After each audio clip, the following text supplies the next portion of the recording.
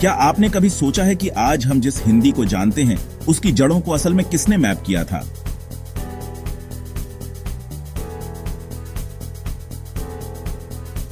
तो मैं आपको जॉर्ज अब्राहम ग्रियर्सन से मिलवाता हूं। एक ऐसा नाम जो शायद हर किसी को याद ना हो, लेकिन जिनके काम ने दुनिया के भारतीय भाषाओं को देखने के तरीके को बदल दिया, खासकर हिंदी को।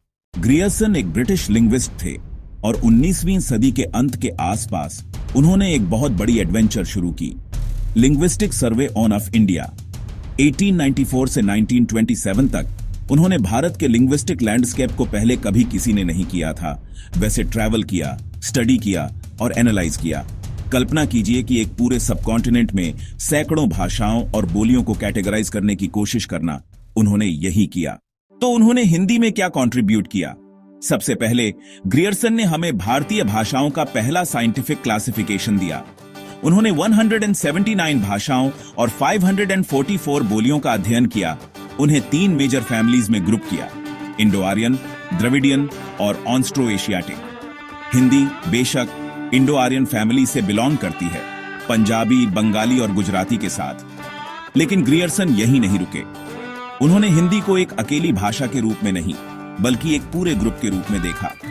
उन्होंने हिंदी को 2 बड़े हिस्सों में बांटा, पूर्वी हिंदी जैसे अवधी, बघेली, छत्तीसगढ़ी और पश्चिमी हिंदी जिसमें खड़ी बोली, ब्रज, कन्नौजी और हरियाणवी शामिल हैं। इस अप्रोच ने लोगों को यह समझने में मदद की कि हिंदी कितनी रिच और डाइवर्स है। यहां कुछ और भी कमाल की बात है। ग्रियर्सन ने खड़ी बोली पर जोर दिया, दिल्ली मेरठ क्षेत्र में बोली जाने वाली बोली।